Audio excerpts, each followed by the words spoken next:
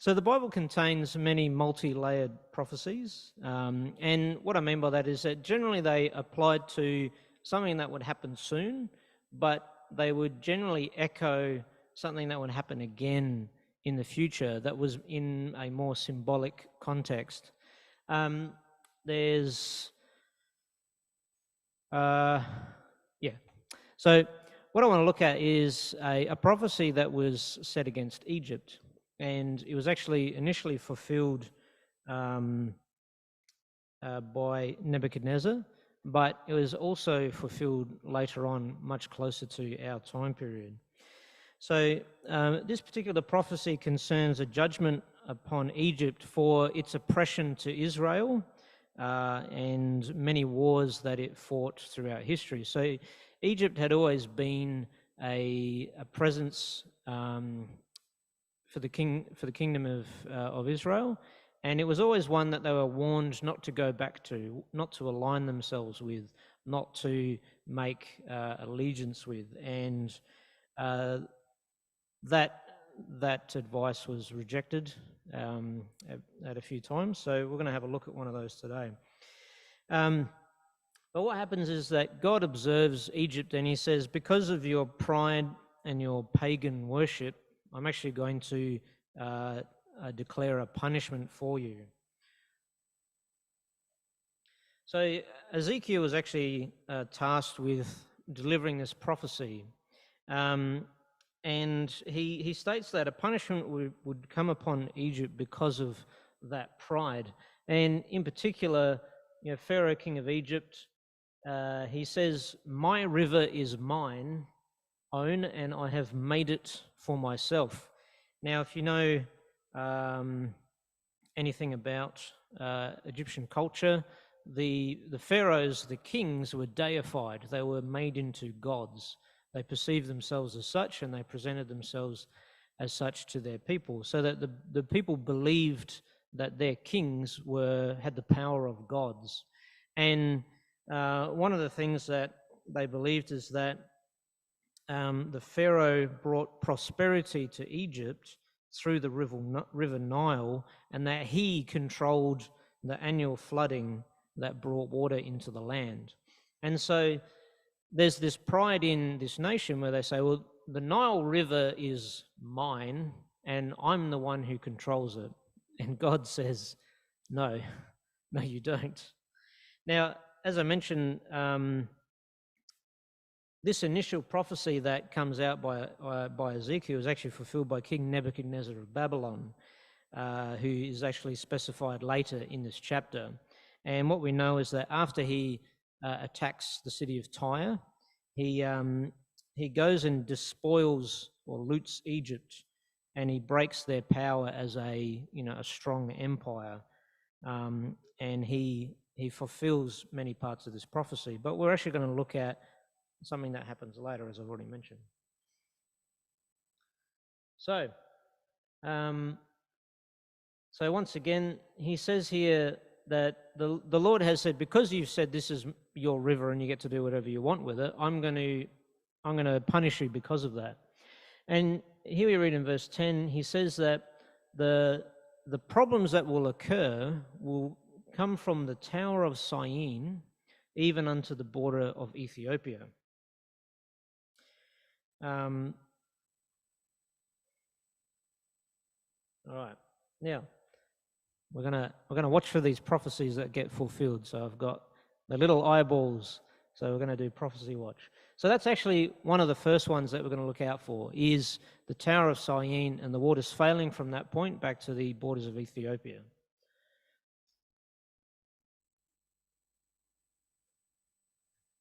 So the next one is this verse here. The next chapter outlines more of the punishment of what would happen against Egypt, and we actually pick up a few more pieces of this prophecy. So in here we have quite a few things, that they would sell the land into the hand of the wicked. So obviously Egypt, go, well, this is our kingdom, it's our country, it's ours. Well, the Lord says, actually, I'm going to sell that to someone else. And they are going to make the land waste, and it will be done by the hand of strangers. He also says, I will also destroy the idols, and I will cause their images to cease out of Noph, and there shall be no more a prince of the land of Egypt. So there's a few different things here that are going on. All right, going up here. So furthermore, there's the idols of Egypt shall be removed at his presence. The Egyptians will be given over into the hand of a cruel lord, and a fierce king shall rule over them. The waters shall fail from the sea. They'll turn the rivers far away. The brooks of defence shall be emptied and dried up. The reeds and flags shall wither. So there's quite a few things there that we're going to see. There's also the paper reeds by the brooks, so they're going to be affected as well. The fishes are going to mourn, not the fish, they can't cry, but the people who catch them, they're going to be quite upset. And also the fine flax and they that weave networks shall be confounded, so they're going to be confused.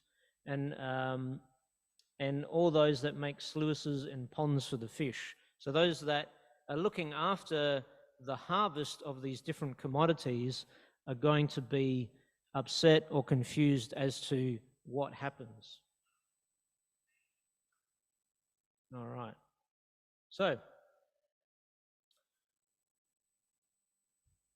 let's have a look. The Nile River. It's one of the longest in the world, and it covers about 6,650 kilometres. Traversing the northeast of Africa, it covers many countries from Tanzania up through here and to the Mediterranean Sea. And as we know, where it opens out, that's the Nile Delta. It's a source of life in an arid region of the continent. And that was one of the main reasons that allowed Egyptians to exist and flourish, because all this fresh water carved through this region of desert and it made the land habitable. And as we know from our Bible history, it's one of the reasons why during Joseph's time, how the children of Israel, they would become the children of Israel, how the sons of Israel were preserved, because Egypt was able to grow enough crops during their time of plenty and storehouse them for the time of famine. And it's because of this river that allowed this area to be to flourish. Now, what we know is that the river is subject to seasonal flooding that brings huge volumes of water and silt to provide nutrients to the crops in the area. So for hundreds of years, or thousands, millions, whatever, for a long time, each year the Nile would flood and it would push huge amounts of water all through this region, and what it would result in is nutrients in the soil and a few other effects that we'll talk about in a little bit. Now, probably a lot of you, if you have already cottoned on to what my presentation is about, will know that there's a place called Aswan along the Nile River. And this had an ancient name, which was Syene. And in Aswan, they built a dam, and that's what we're going to be talking about, the Aswan High Dam. And what we actually have here is a link from this modern day piece of architecture and our scripture in saying that the waters would fail from the Tower of Syene to the borders of Ethiopia. So, that's the Aswan High Dam. And it was constructed, or completed construction, in 1970. It's the largest and that might have changed as of recently, but at the time, it was the world's largest embankment dam constructed to control the flooding. And the idea was to provide increased water storage for irrigation and generate hydroelectricity, which allowed the industrialization of Egypt to progress. So that was why they built it. So it was to, as they as you tend to do with these sorts of things, you try and level out how much water you have coming through and provide consistent means of irrigation and electricity. That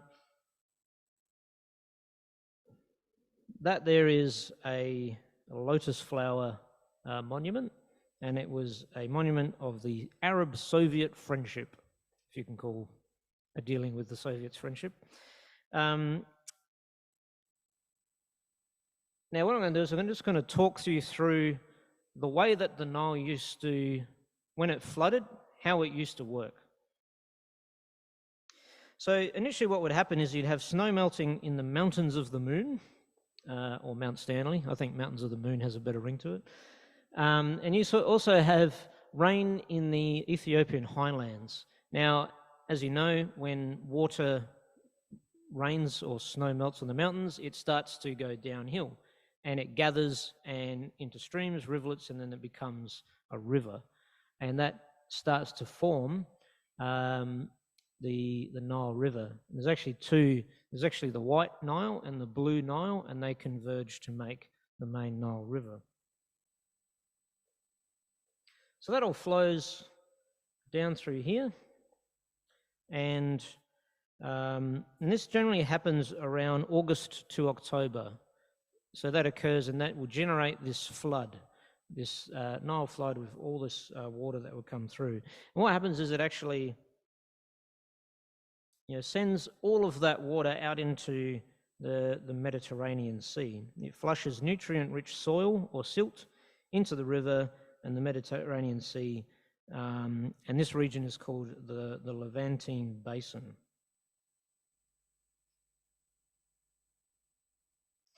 It's also known as the Great Brown Flood.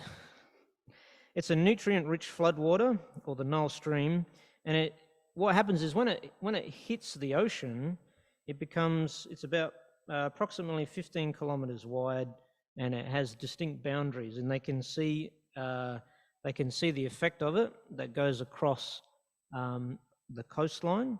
It extends along the Egyptian coast and is detected off the Israeli coast and sometimes off southern Turkey. So all of this fresh water and silt pushes right out into the ocean, and it's a huge volume of water that sends it out, and they can detect it into the Mediterranean.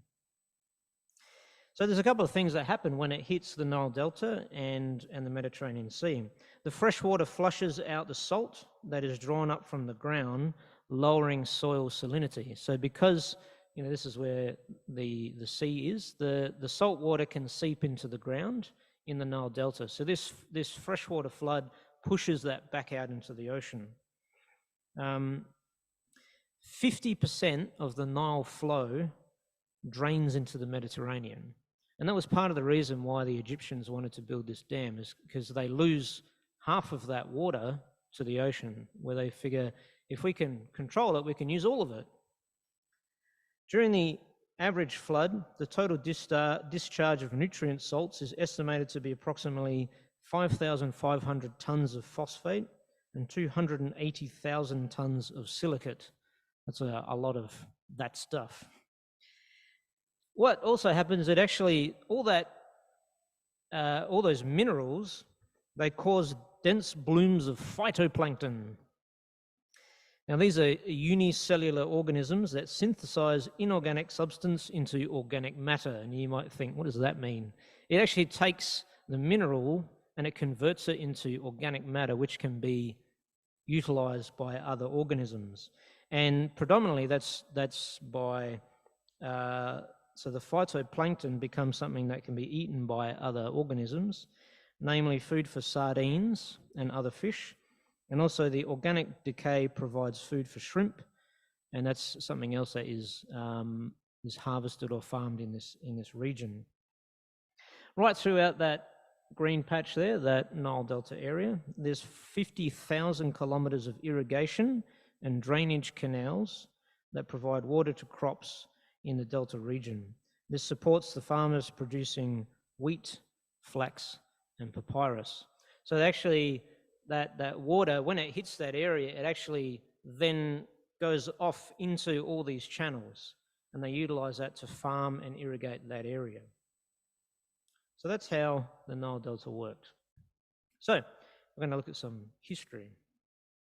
On the right is King Farouk I, with a fez only a mother could love, but a moustache that everybody loves. He was, on the left is the charismatic politician Gamal Abdel Nasser. I had a story, but it's not true. But he said, "Do you know what this country needs?" And he said, "Peace." And the dove said, "Coup." So what happened in, we actually saw where are we? There we go. So the revolution of 1952 saw the end of the monarchy and began the Republic of Egypt. King Farouk I was forced to abdicate the throne and was exiled from the country. After some leadership shuffles, Gamal Abdel Nasser eventually became the president of Egypt. The projector is not great with some of the colors, so that's not my fault.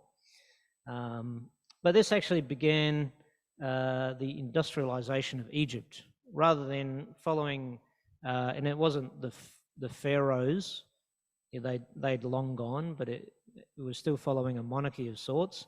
They said, we don't want to do that. We want to be like everyone else. We want to have a democracy. And we're going to industrialize Egypt and become, a great nation. And what it actually triggered was a political view towards the storage of water that prompted the dam construction. And what I mean by that is other people got involved. First of all, no more a prince in Egypt. So this is one of the prophecies fulfilled. So this is the end of a line of princes in Egypt. Well, kings specifically, but that idea of monarchy was gone. All right. So what happened from here on is that Nasser pursued the idea of industrializing Egypt, and he readdresses this hydroelectric dam project. So this was actually, sorry, trying to get ahead of myself. Okay. So initially following the advice of a British hydrologist, Harold Edwin Hurst, who proposed to store water in Sudan and Ethiopia, where the evaporation was lower, Nasser wanted to have the dam in Egypt. So because Egypt is lower, they said, well, if you have a dam in Egypt, you're going to lose a lot of water to evaporation. If you store it more up in the highlands, you have better chances. So the politicalization of this situation was that the US, they actually feared the spread of communism in the Middle East, and they saw Nasser as a natural leader for anti-communist propaganda. So they actually got involved because they were trying to combat the spread of communism in this region. So they thought, well, if we get Egypt on our side, then we can influence them politically. And the dam was an opportunity to do that. So they negotiated through John Foster Dulles. However, Nasser was against communism, capitalism, and imperialism, so he brokered deals with everyone. The UK and the US offered Egypt a loan of $270 million in return for Nasser's leadership in resolving the Arab-Israeli conflict.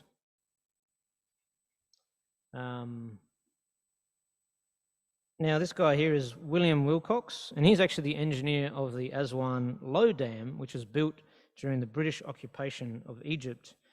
And so he said, well, you've actually got one already that's working. And they said, oh, we want a bigger one. So there's a lot of other political stuff that happened, and they ended up dropping, the US and dropped their offer to $56 and $14 million respectively.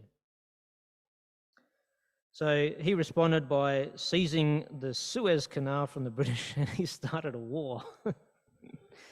So anyway, what happened then is that the US actually pulled out of the deal. So Nasser accepted a deal from the USSR headed by Nikita Khrushchev. And they offered him $1.12 billion at 2% interest for the construction of a new super dam. So it was bigger, it was better, and it was more expensive. And he accepted that one. Now, what actually happened here is that this triggered another part of the prophecy, was that their land would be laid waste by the hands of strangers, and the land sold to the wicked and given over to a cruel lord and fierce king. So the land was made waste by strangers because the Russians came in and built the dam for them, and the debt that they got locked into had an ongoing effect to Egypt and a lot of their national income. What actually ended up happening is that I'll probably go through it later, but I realise I'm running out of time. They actually started to take their exports as payment. So all of the things that they would make, Egyptian cotton, the sardine industry, the papyrus, all the other things, and their wheat, the Russians would take a cut of that to pay off this debt. The Soviets constructed the dam from 1960 and it was completed on July 21st, 1970. It created the reservoir lake Nasser, which reached capacity in 1976. In this photo, Nasser and Nikita Khrushchev oversee the ceremony to divert the Nile during construction. So here we actually have where they turn the rivers far away. So they actually diverted the Nile so that they could complete the construction. So there's another one here where the scripture was fulfilled. The completed dam is 3,830 meters long, so across the valley. It's 980 meters wide at the base to support the structure. It's 40 meters wide at the crest and is 111 meters tall. At maximum capacity, it can generate 11,000 cubic meters of water per second through the main spillway. That was the glorious idea of what they wanted. Sorry, getting ahead of myself. So the effect of the decision to build this dam meant that there was a number of effects, which is what this presentation is about. So the water that was going to be collected to create Lake Nasser was going to flood the lower part of Nubia, and it displaced 100 to 120,000 people. So they actually had to relocate all of these people. I'll have to stop reading through everything. So there's a bunch of people that had to be relocated. They also had to move several archaeological sites. This is the famous temple of Abu Simbel, which was going to be submerged as a result of the creation of Lake Nasser. So UNESCO, a rescue operation began in 1960 under the United Nations Educational, Scientific and Cultural Organization, which is UNESCO, and it cost $40 million at the time, which was equal to $300 million in 2017, to give you an idea.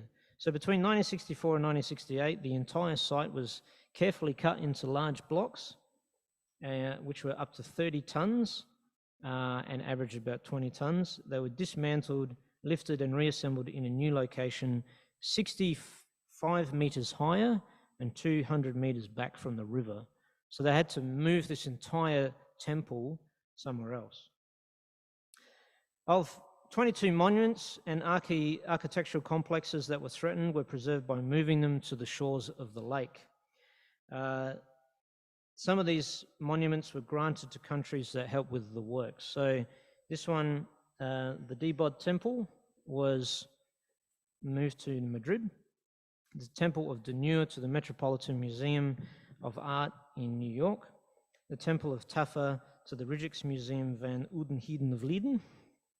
And the Temple of Elysia to the Museo Egizio of Turin. The remaining archaeological sites,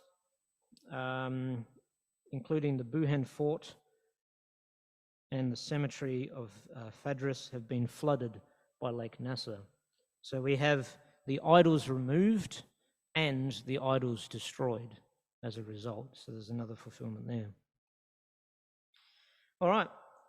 Once the dam was completed, Egypt was now able to generate hydroelectricity, have year-round irrigation, and control the flood of the Nile.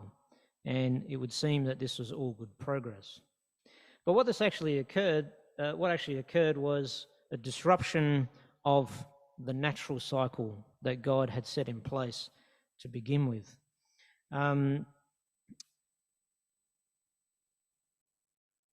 Now, what happened was, I have to explain this because the way that I did this before is I would get people to act it out, but I don't have time for that.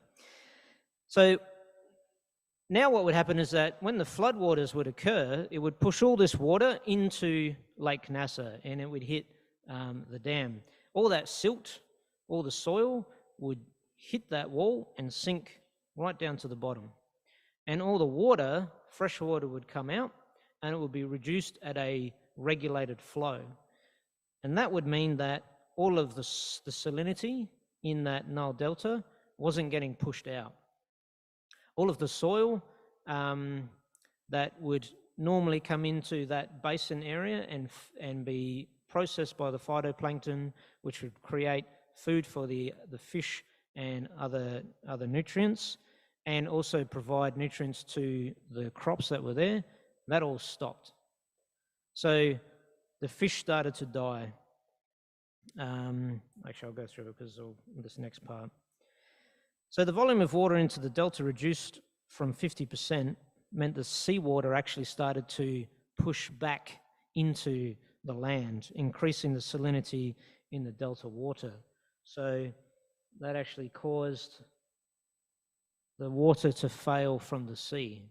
So that fresh water no longer occupied that Nile Delta. The coastline is actually eroding due to the loss of sediment that builds up over time. And yeah, there's some statistics here. I'll have to skip over it for the sake of time. The losses to the sardine industry were heavy, which was dependent on the increased phytoplankton during the flood season. From a total of 18,000 tonnes of fish in 1962, it dropped back to 460 and 600 tonnes of sardine in 1968 and 1969. A massive, massive drop in what they were able to get. The shrimp fishery also took a heavy toll as well, which resulted in the fishermen mourning and lamenting because they previously relied on this huge volume of fish that they were able to catch, and that was significantly reduced.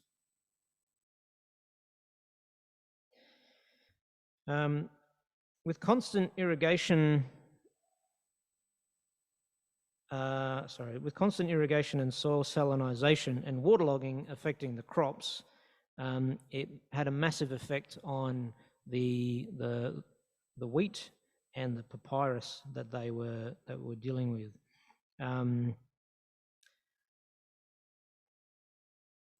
So what actually happened is that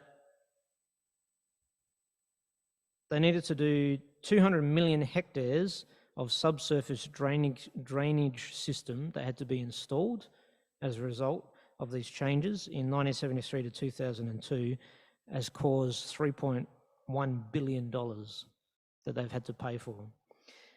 Because the salt was not being flushed out, the other part of that, there was no aeration in the soil. So the reeds and the flags and other crops started to wither because of the waterlogging and the soil salinity. The loss of that nutrient-rich sediment meant that they actually had to start artificially fertilizing the crops. So they had to spend money to bring in fertilizer instead of utilizing what was already coming through. All right, that's my timer, but I am nearly done. The 50,000 kilometre canal system previously required dredging because of the sediment that would deposit from the floodwater. Now that the clear water was coming through, it actually allowed aquatic weeds to grow through the entire canal system because the light was able to penetrate the waters and allow them to grow. The total length of infested waterways was about 27,000 kilometres in the mid-1990s. So the weeds have been gradually brought under control by manual, mechanical, and biological methods. So we have weed infestation and fertilizer affecting the area. So you have the brooks of defense dried up and empty in terms of their usefulness, because they had to spend so much money to grow them again, and also to get rid of all the weeds that grew up as a result of these changes. And the fine flax weavers were confounded. So this system that used to work all these years ago, now all of a sudden they had to put in so much more money to change it, to get it to do what it used to do, and it was destroying and disrupting their entire industry. All right. Sorry. No, back. There we go. Some more recent events compared to the building of the dam in the 1970s. In 2015, Egypt began negotiations with Russia to lend money for a nuclear power plant. Even though other renewable energy options were offered that would meet their needs, they once again fell under a cruel lord. So they had negotiations with Vladimir Putin to get a nuclear energy system up and running. Egypt's President Abdel Fattah al-Sisi, he speaks with Russian's President Vladimir Putin, and now Putin has taken the opportunity to take financial control of Egypt. One last thing. When I gave this presentation the last time, they were in the process of building the Grand Ethiopian Renaissance Dam, which is such a great name. They've actually completed that now. They've completed it, they've filled it, and it's up and running. And it's on the border of Ethiopia. And what that means, it's actually collecting and blocking the flow from the Ethiopian highlands. And during the construction of it, Egypt was having a lot of disputes and discussions with Ethiopia, because it was going to reduce the amount of water that would collect in the Aswan High Dam, and it would reduce their electricity and have a few other effects. They've actually had ongoing disputes. America has tried to step in to negotiate between the countries. Wagner Group was involved at one point with conflicts in and around the water that has occurred. So it's built more and more tension over the last years, and so that's more problems from the Tower of Syene. So just in closing, God put his judgment upon Egypt, and it has come to pass. All of those things that were specified in Ezekiel, they've all come to pass through natural occurrences that God made happen. And, people made these decisions thinking it was for the betterment of their own country, and God made them happen to fulfill his judgment upon a country. So in closing, we know that the Lord is coming back, and that he's pronounced a judgment on all mankind. And he's given us examples throughout history to say, I've said it was going to be, and it came to pass. So where do you stand in God's judgment? And I'll leave it there.